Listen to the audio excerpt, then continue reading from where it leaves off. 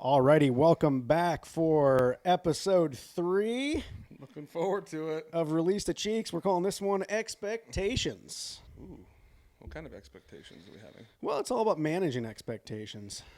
Okay. You know, we can only expect to get better now that we have these comfy chairs. I mean, it's a game changer in my mind. They're definitely comfortable. We've already released the cheeks, so to speak, in the chairs. We had a few little trial and errors. It sounded like your butthole gagged earlier when you farted, so it was like a. Ugh! It wasn't really a fart. It might have been a shark. Oh man, we got a lot of fun stuff to cover today. I need to talk about something. Okay. So the political advertisements going on. Oh my God. They're nonstop. It's getting bad. It's just it's it's getting to the point where they're hilarious. Yeah, I don't even know what side they are anymore. I don't either. But every person is like killing little babies and like it's insane to watch. Peter Fitzenwell will sodomize your dog while you sleep. I mean, I was watching the news and every commercial is some form of a political advertisement. And I'm over it. Like, honestly, I don't even want to vote for you now because I don't even know. Does that stuff even work? Obviously, it does. The sad part is I think it does. I just wish you could like kind of skip it like an ad. Just be like skip, skip. It's over the top. I'm ready. I'm ready for a refreshment. So I was reading yesterday. Nice reading. I do that from time to time. Nice. I still remember how. I think it's a lost art. It is, unfortunately. Yeah. But I was reading The Rock, Dwayne Johnson, is considering running for president in the near future. And I need to talk about it. I can see it. And the political advertisements made me think, can you imagine? If you smell... And then The Rock just comes on and he's just dropping people's elbows on Kim Jong-un. Yeah, I mean, well, you see it now. I mean, really, Trump was the first kind of celebrity to actually take office. Yeah. So it's not unheard of. I could definitely see that. I actually think if Elon threw his name in the ring, it's game over. He has such a following that I don't even know if you could compete with it in any level. You saying that gives me anxiety. He's got a major following. Oh my God. I know. I love The Rock. I mean, I grew up watching him. Like my cousins and I were all into it. I loved watching like how he would, be all dramatic and all of his different moves, the rock bottom, the people's elbow. Like I grew up with that shit. But the thought of, I think we've maybe learned a lesson with having a celebrity in office. Not saying we have great options anyways, but, The Rock seems pretty level-headed. He seems like a really good guy. So does that mean you think Kevin Hart's going to be his vice president? Holy I shit. mean, they do everything together. So. Can you imagine? I mean, to his defense, for The Rock or Dwayne or whatever. I mean, do we call him The Rock? President Johnson. President Rock. President Rock. Okay. But to his defense, I mean, the guy has literally taken over movie making, entertainment. He is the go-to guy. He's almost like maybe what I wasn't. It was kind of out of my area, but like what Arnold was. Yeah, Like honestly, that's a good equivalent. Good comparison. And then Arnold went and took office, in California. Kind of going back to Elon though. Do you think he's like positioning himself? I mean, think he's now back to wanting to buy Twitter. That's a major news platform that he would control and have all those. I mean, that to me, I mean, that's a huge following. Elon scares me more than I think he's an alien. others. I think so too. Thank you. He is just a. We don't have time today specifically to go into are aliens real, but I'm just gonna say it. Elon Musk is an alien. I think he might be, and that's why he wants to go back home. That's why he's in this space thing so much. It was all part of the bigger plan. But no, I think I could definitely see The Rock doing it. I mean, there was always the rumors of like Oprah doing it, because they had that big following. I don't know.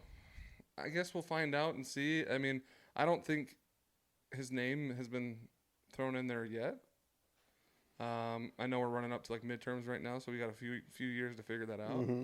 He's got a few more movies to make with Kevin, Absolutely. and then we can kind of find out. Where it I goes just from want to there. see political advertisements with him as a grown man dropping the people's elbow on a potential opponent. That's all I want. I'm good. I'm not saying like he deserves to be president. I just want to see a political ad about it. Like endorsed by Stone Cold Steve Austin, like Oh beer my slamming over his head, God. drinking them. I need a moment. Hey, you never know. Well, I guess we'll see what happens when that comes around. I guess so. Yeah. Well, as you can see, we've got this newer setup. We're slowly adding to it. Hey, we got a lot of cool things coming. I'm excited. Yeah, it should be hopefully by the next episode, we should have everything finalized and looking like a per se studio. Definitely studio. So maybe we have to do like a studio tour before and after, I think that's very appropriate. and kind of show the ups and downs of what we've been through. And we got new camera angles. We do. We have this one that's right here. Mm-hmm. It's You've very got- intimate. It is very intimate, and it's going to be interesting.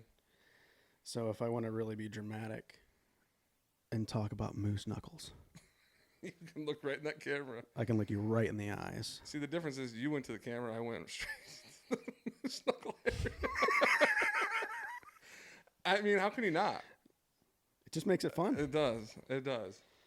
But no, I like these chairs. Mm-hmm. They're comfy. The problem that I'm just realizing that they do swivel. They do. So If I get excited, I'll I'm like kind of kick like one over way here. or the I'm other. over here like doing this and Yeah. rocking around. I gotta think about that, Mm-hmm. because now I kind of want to just spin in a circle. It's addicting. Yeah. Mm-hmm. Yeah. But on the topic of expectations, we're obviously big golf nuts. Golf is a big part of us, this brand. I think managing expectations in life is very equivocal to. That was a big word. That was very nice, and you said it very nicely. Thank you. It's very equivocal to life and golf. They both work together hand in hand. I love playing with all walks of life in golf, and my favorite when I fit full time when I was a club fitter. Mm-hmm. Some of my first conversation is, tell me about your game. And everybody How do you says play? they're Everybody. Most of the time, people are like, "Oh, I'm terrible." I'm like, "Well, what does that mean?" Yeah. They're like, I shoot probably in like the mid to high 80s. What a lot of people don't realize is That's it's amazing. pretty fucking good. Yeah. That this is an actual stat, not a cheek stat. The National Golf Foundation, if you shoot bogey golf, so if you just shoot 90 on a regulation course of par 72, you're better than 74% of golfers worldwide. That's crazy to think about, because really that kind of goes with expectations. I mean, a lot of people are upset that they're shooting 90s or 100. Mm-hmm. To shoot under that is really difficult. And I think a lot of people too lie about their score. Well, there's some definite truth in that. So that stat is kind of eye-opening, and it should be eye-opening to a lot of people. I mean, it's kind of goes back to what tee box do you play from? Well, let's paint a quick picture here. Yeah. So, and this dives right into expectations. Par 4. Yep. You got, like out here, most places, most courses we play, average par 4 is going to run, let's call it an average of 400 yards. Yeah. Over the mix of them. And you're hitting into a couple inch wide hole. The goal is to get that ball in the hole with 4 shots. So to do that, you have to hit a drive that's in play. and most likely with a pretty decent lie, because you have to rely on that to hit the green and then hopefully two putt, or you've got to rely on a really good short game to get yourself up and down 4 strokes in that one little hole. What? So you saying that to hit the fairway off your drive? Like, I'm upset when I don't do that every time. And to look back on it, even the pros don't hit the fairway. I mean, they hit a lot less than we think they do. Tour average this season is about 55%. So for think fairways about that. hit. And we're upset that we're over here thinking it's our driver's fault Yeah. when we snap hook it off there or off the green.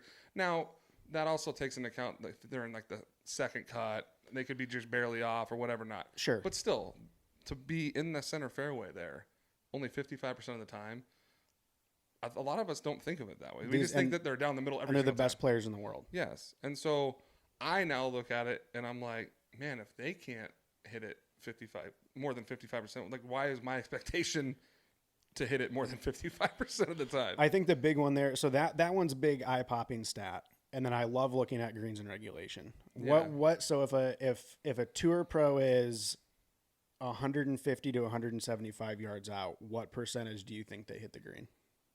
65% of the time. Pretty much. 65%. That's barely, it's not even 2 and 3. That's insane. Yeah. So I think what we need to do as a general public of golfers in that situation is take a step back and look at it and say, if these guys are doing it not even quite 2 out of 3 times, I can give myself a little bit of a fucking break. We should hop. You know what we should do? It'd be fun little just to test it. We should hop in the simulator. Pop up, 150 out, 10 shots, and see what our average is. I think we take it to the Cheek Simulator and put it on YouTube. Yeah. I'm curious to see. I'm just going to guess what mine would be. I'm going to go 45%. 50%. I would say 40, I'm going to say 40%. Yeah, and a lot of it is about what club you're hitting. And I think, and another one that before we move on to that, one that really popped out at me was, and this I really looked at this because the thing that drives me most insane on the golf course is from 100 yards and in. Ugh. Not only proximity to the hole, but if I still don't hit the green. And if you actually watch the PGA Tour or Live Golf, whatever you watch, Mm-hmm. and then you look at the stats, those guys only hit the green from 100 yards and in 84% of the time. Which is kind of crazy, because you telling me that stat, I would have just assumed that 100 and in, they're pretty automatic. I thought when I looked it up a couple days ago, I was certain it was going to be at least mid-90s. And you got to think too. That's on the green. That doesn't say that they were within 5 feet. I mean, they could be 30 feet away Exactly. from the hole. So yeah, I mean those stats show that golf is a really tough sport to play. I feel like there's a lot of everybody thinks that they should be better than they are. And in all reality, though, if you actually think of the grand scheme of things, to hit a ball into that small of a hole from 400 yards away is difficult. Yeah. It's not easy. And, I think now that people should know those stats, and it's like, I kind of look at it when I play golf. And I think I even fall into this category sometimes where I'm playing with guys that are better than me, and they're playing from the tips or they're playing just one up, and I find myself playing there when I should be playing from the whites, or I should be playing from the proper tee box, and it makes it more difficult for me and more frustrating because these guys can bomb the ball. They're hitting it. A lot of the guys we're playing with are guys that can hit tour averages. Yeah. And so when I'm over there and now I'm short, I'm 30 yards, 40 yards behind these guys. I've got 200 plus going in on a par 4. Yeah, you're hitting 3 clubs more. No wonder I'm shooting an 89 consistently. The good rule of thumb that I learned in the industry was, if on the average par 4, and of course we're all going to hit the shitty shots where we have the more than this, or like that really long shot in or something terrible. But on average, if you find yourself hitting more than a 6-iron into a par 4, you need to move up a box. I think that's a really good stat, because really, I mean, a lot of I mean, if you have to, a lot of these clubs nowadays don't even have. Some don't even have 5 irons. Some don't even have 4 irons. I mean, you're playing with hybrids. If you have to hit a hybrid in, you should really rethink some things. Correct. And the chances of you hitting that green are even less now. I mean, think about those tour averages. If you're just not going to hit it. But it's hard because you don't want to be that guy that everybody else is playing from that tee box. And then you're that one guy like, okay, guys, hang on. I got to go up here and hit from the whites. But that's the way we should be thinking. And we shouldn't feel ashamed that we're not as good as them. If you're struggling to break 100 and your goal is to break 90, move up a tee box or two. And I bet you it helps. And once you get there, I mean, that's the thing. It's like it's not just about the length of that course. No, we've played at a lot of different courses. Mm-hmm. I mean, I played a lot in Arizona. I grew up in Ohio. The courses it's a completely different look from the different tee boxes. There's a reason why 2 tee boxes up, you've got to straightaway look at the fairway with not a lot of there's nothing in front of you. There's nothing to cover. There's no obstructions, And just like there's a reason when you step back on the tips that you've got to cover 200 yards of desert, water to even get to the fairway. I found that is very true because, like playing Quintero. Oh yeah. I tried to play the back. I mean, with some of the guys, and I was super frustrated. That's a really difficult course, anyways. Oh, yeah, and so I found myself having to carry like 250 on some of these things, which no wonder I'm losing the balls. No wonder I lost 8 balls that round because I set myself up for failure. The average amateur driving distance is just over 200 yards. Yeah, I could see that. I see that. Yeah, I mean, I'm probably 250 to 265, and that's with no hip movement. Yeah, that's all my upper body. Yeah, but yeah, I mean, it's hard, and if you especially you got to think that's 260, but that's with a roll. So to carry 250 is just I'm asking myself for failure, and that's with a perfect shot for me. I would have to hit a perfect shot to get over that, and I think for myself, I just need to be more cognizant of what's best for myself, and not trying to just be like, oh, sorry guys, I'm gonna play with you because, I don't want you guys to have to wait on me. In all reality, it's not gonna change anything. Well, there's 2 categories of golfers.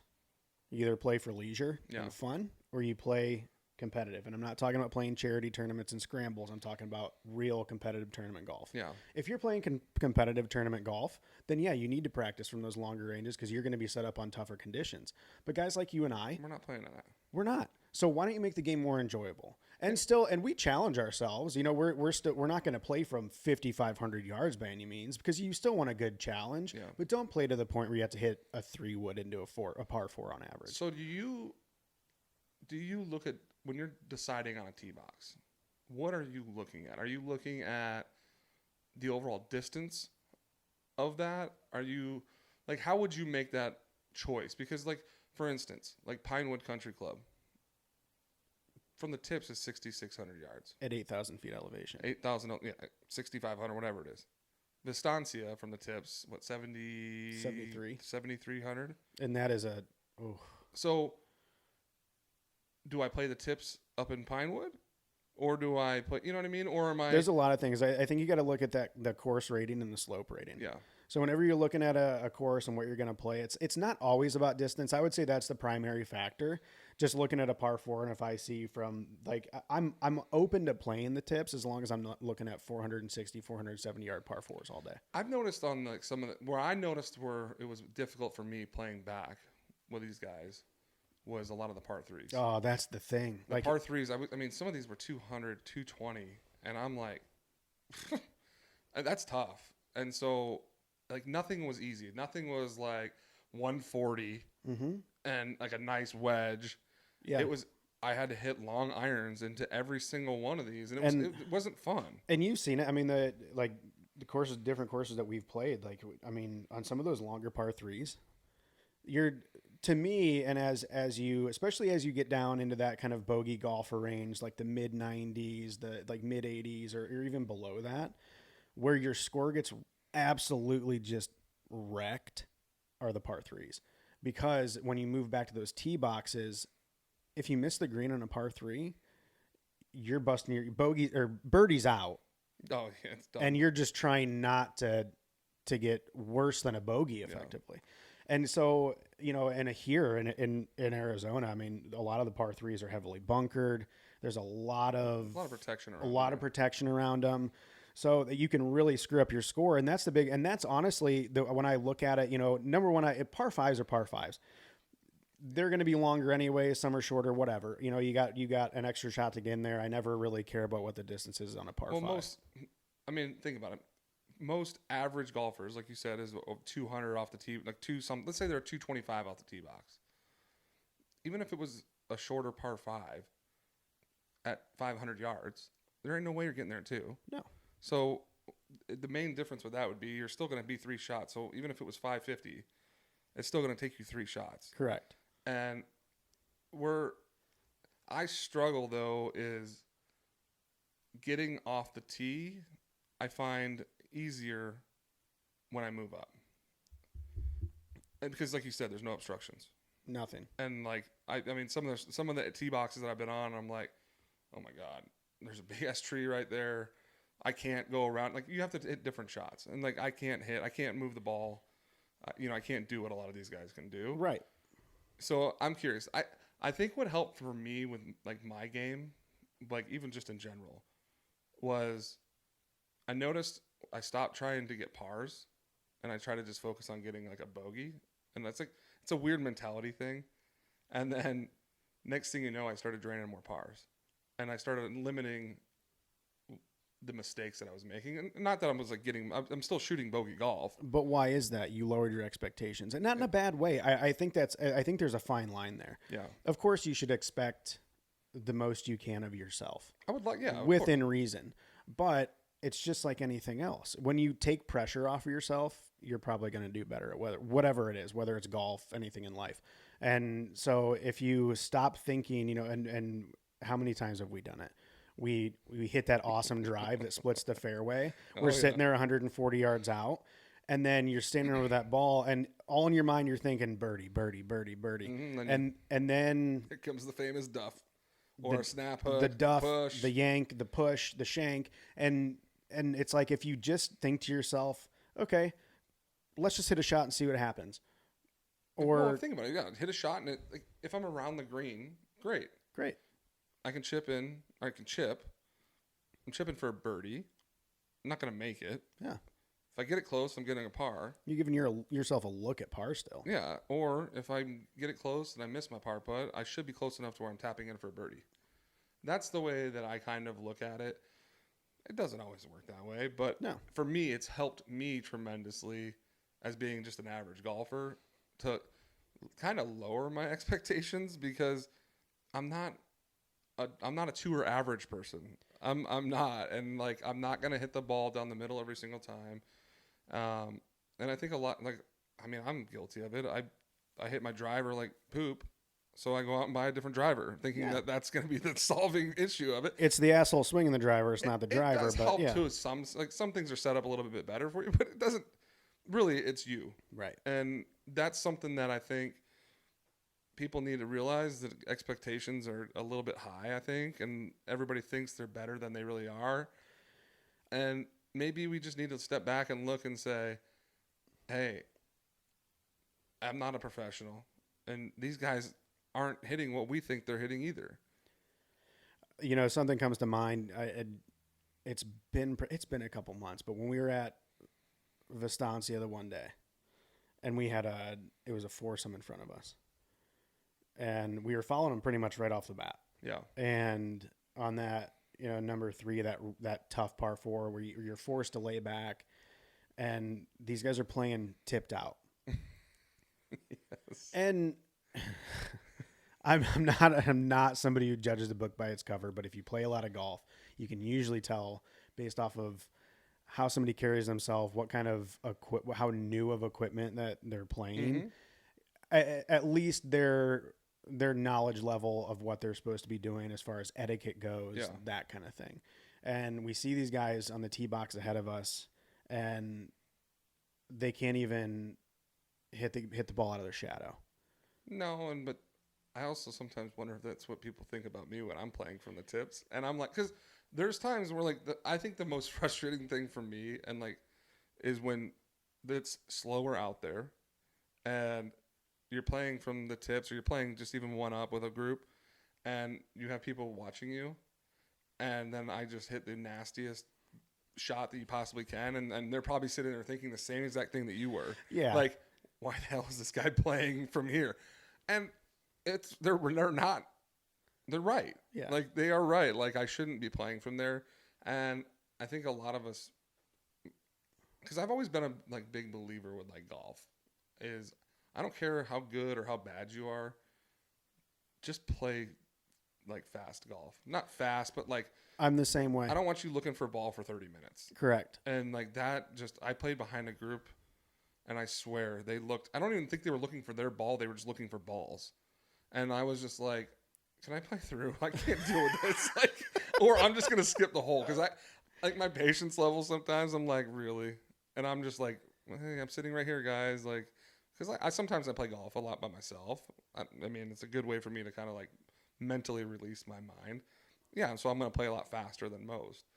So that is really frustrating me. But that's always been a rule of thumb for me, especially like as me being not like as good a golfer as some of the guys I play with. Mm-hmm.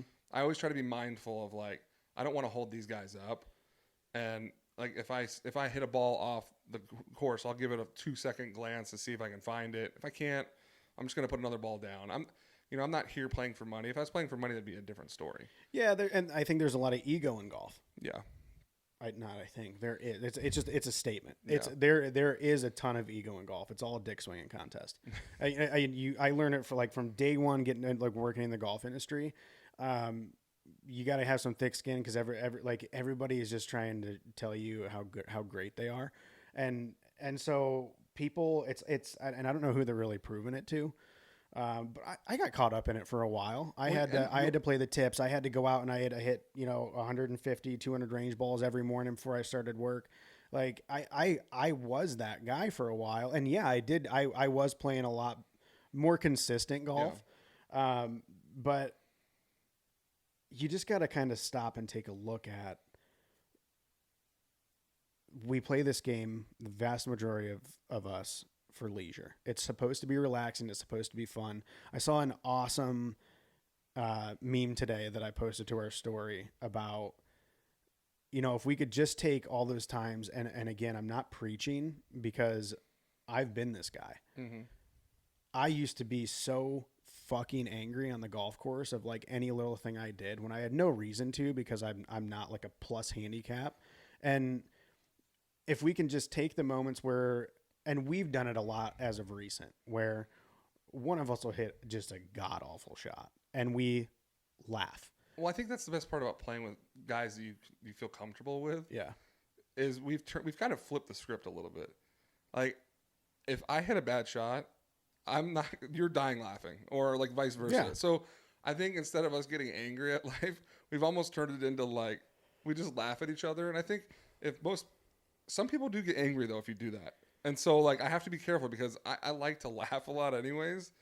So when I have a buddy of mine who is super, super serious about golf. And he's that guy that fuck Yeah. And so I start laughing because like I'm like bro, it's just me and you playing. And so I get it. Don't get me wrong. I've been that guy. Yeah. But then now I kind of look back and I'm like, dude, if I can't hit a par 3, that's not my fault. Like, I mean, it is my fault, but I'm not out there practicing every single day like these pros. And even then, they're practicing every single day and they're only hitting the green in regulation 55% of the time or whatever it was. So that's where you have to step back and just check in with reality. Yes. And like, why should I be that guy throwing my club or just like railing on things? It's just like life though. Like, I mean, every single day is almost like a golf round. I'm going to paint a beautiful poetic picture here. Oh, I can't wait. Right. But honestly, life throws literal handfuls of shit at you every day. And if you expect it not to, and if you expect it to go extremely well day in, day out, then you're setting yourself up for failure. Yeah. And you've ultimately, it kind of ties into our last episode. The things that happen to you, you've got a choice on how you address that. And you can either roll with it and laugh a little bit, even when things sting a little bit and hurt, and just appreciate it for what it is. Or you can roll over, get pissed off, and just hate everybody or hate golf, which unfortunately a lot of amateurs do. Just work on making the game more enjoyable. Yeah. Manage the expectations. Professional athletes are in a way different boat. And when we talk about expectations, a couple of things have popped up in the news recently about professional athletes. There's been a few. And I love how like social media and everybody it's how we are as a society. It's just react. Well, and then you still get like, there's two sides. People pick a side. It's Mm-hmm. just like being like we talked about. You don't really want to be in the middle because you get pounded from both sides of Yeah. it. But I think you're talking like with Draymond Green, the whole ordeal that just happened with him. Draymond Green and then Devontae Adams. Yeah, that I just watched that video. I don't care how big of an athlete or how big of a person you are, to do that to another human being. Like, the other guy was just doing his job. Yeah. He was walking. I mean, he's a camera guy, and for you that you're that upset that your team lost or whatever you didn't get the ball or whatever it was that triggered your mind, to just walk off the field and just throw this guy to the ground. That's not like you're not above it. Mm-hmm. And that's what bothers me about some of these athletes. It kind of goes like a lot of these athletes think that they can do anything they want, and it's just okay. We're gonna just be okay with it. With Draymond, we weren't at the situation. We weren't there. We're kind of just seeing video from what is available to us, and I see from what I see a guy that walks over and just cold cocks his teammate. Now, we don't know the backstory to it. Yeah, I mean, if you've ever been a part of an organized sports team, you know that, and especially, and I think it was a coach, somebody like close to the team made a comment about these things happen in practice, and that I can truly relate with. I can see that because some of like growing up playing, whether it was football, baseball, any type of sport where tension's high, you're at practice. And especially if the team struggled or like everybody is getting just dogged on, frustrations are high, and somebody says the wrong thing, and boom, you just react. And that's where like football, baseball, scuffles happen. Well, but the part that I have a problem though is that he has a pattern. Yeah. He acts a certain way on the court and off the court, and he's very outspoken, but like even when I think it was the finals, he got ejected out of the game, and he's bouncing around, egging on the crowd and acting like a fool. And then I see these videos of this, and like, I don't think it's okay. And I think especially for him, like, he wasn't upset about that people were upset that he punched someone in the face. He was upset that the video got leaked out that he punched somebody in the face. It's what's sad is, and I'm guilty of it, I remember waking up when that first broke, and I'll usually, when I'm taking a shit in the morning, whatever, I'll be on check ESPN, and I remember reading that, and my initial reaction, and I even stopped reading the article after I read the headline, was, "Oh, that's not surprising." No, because that's the way. And I think that's sad. Is it's almost like it's expected. But it's not okay. But it's not okay. I don't care how big you are. And like, here's the issue that I have. He's now coming back to the team on Thursday. Mm-hmm. How much pressure was put on Poole, the guy that got hit in the face, to have him come back to the team? Correct. Do you think he's okay with it? Because from articles that I read, and we're not there, we're just reading up what news people say, is that he wasn't okay with it. And now all of a sudden he's coming back because it comes to that thing. The team needs him because he's an integral part to their success. Yeah. Well, in all reality, the dude maybe isn't the right person for that team. Maybe you should think of it as like a human level. Like, he's not a good teammate. He's not a good teammate. I don't care. I mean, I've never like I understand scuffles in practice, and I get that whole thing, and I understand frustrations because you're playing at such a high level, but to like literally punch someone in the face over that. I mean, I can see you pushing the dude. I can see you doing that. But, like, he literally walked over and just punched him in the face. Yeah. And I mean, the guy better have slept with your wife or something absolutely. But we don't know. He may have. Yeah. He may have. I don't know. It's just crazy to me. But I think it's funny you watch it, though. And then you watch ESPN, and there's, like, it's just like our society. Half the people are over there saying, wow, what a terrible, terrible thing. And then there's other people like, oh, it's part of sports. It is what it is. No. I don't think it was okay.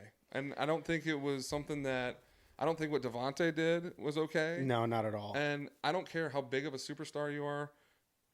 You're still a human being and you have to follow rules. I think we enable it. I think that the team enables it because, yeah, he is one of the best.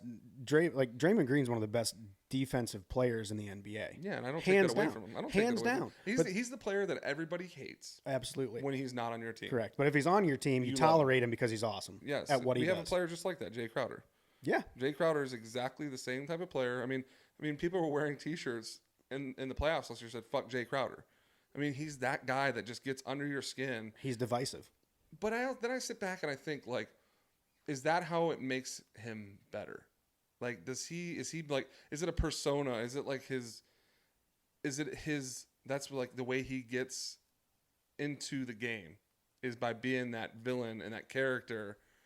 And maybe, but then I look at it and I see, like, you don't punch your teammate in the face. Correct. So that kind of gets thrown out the door, unfortunately. He's always been outspoken.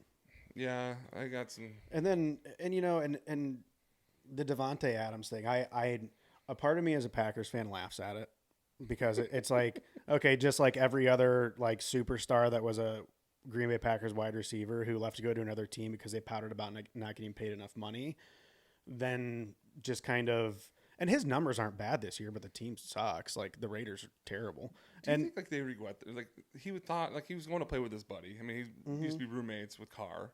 Yeah, the connection's there. But like, do you think now, like, the grand scheme of things is sometimes as an athlete, is it worth taking the little extra money to go play somewhere or play in an area that you're comfortable with? Maybe you're not happy with like the amount of money they're making, but you're happier as a person. Correct. And like you're starting to see some frustrations from him. And I think every athlete has frustrations. I mean, you want to play at the top of your game. You expect to win every time you go out on the court. But you don't take it out by pushing the guy that's holding the camera. Yeah, well, he's getting charged with misdemeanor assault now. Yeah, but you know what? It's like a money grab. I mean, I feel like it's a money grab. It's just like the guy that was streaking on the field for the Rams game. And I know. And he got tackled by one of the players. Yeah. And now he's suing the player. And I guess he's the guy he was an activist for like an animal rights activist or whatever. I'm sure. But the funny part is he actually got his message out more by getting tackled by a player than he would have by running around on that thing. Because nowadays they don't even show you on the screen. No. So only people that saw him, and they probably don't even know what he was wearing because there's 100,000 people and he's a little pea out on the field. Right. So maybe he did what he got it worked right. I mean, he went viral. Hey, loophole. Absolutely. I think that I think what's sad is that my reaction of oh yeah, I expected that. That's really sad and messed up is because if we were out and about and we just saw two guys standing there and one of them just knocks the other one out cold, that's a huge issue. Yeah. And but since he's an athlete and he's a successful athlete and he normally acts like this, so it's just Draymond being Draymond, or Devontae Adams is he's just hot and frustrated because his team's 1-4 now and he came from a much better team and he just wants to see more success. It's still not an excuse to hurt somebody over. No, and I think that everybody can have an opinion on it. I think that's what life is about, opinions and whatnot. To kind of flip the script a little bit with our sweet podcast setup. Did you notice that it's not working properly? What? it kind of goes to this whole thing. The amount of frustrations that we have with this. And maybe it is working properly. But, like, if you look, I don't see any lights on those two cameras.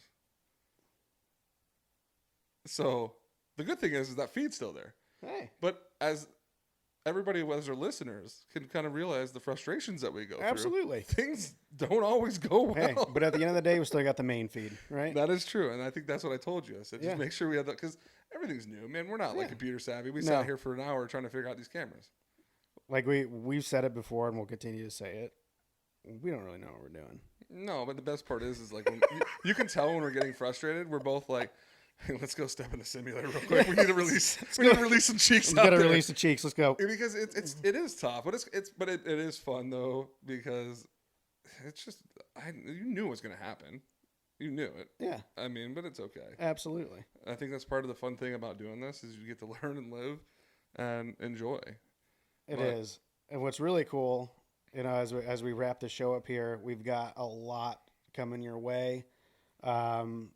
We've got this whole studio is going to be revamped most likely by the time we do the next one. It should be if everything lines up. Right most now, likely won't. We'll see.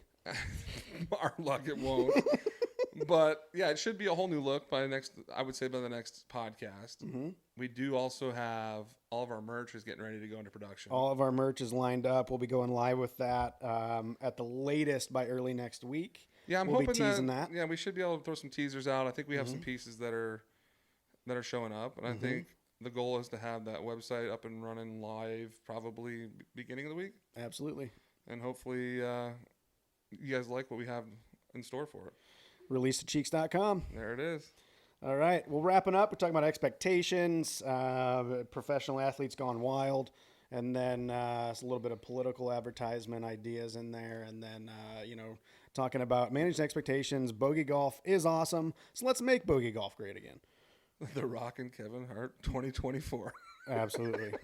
Release those cheeks. Rock Hart 2024. There it is. It almost sounds like rock hard. That's exactly what I thought you said. This is getting kind of weird. It's getting a little weird. But anyways, everybody keep your moose knuckles in check. We'll be back next week for episode 4 of Release the Cheeks. Stay classy. Stay classy, Phoenix.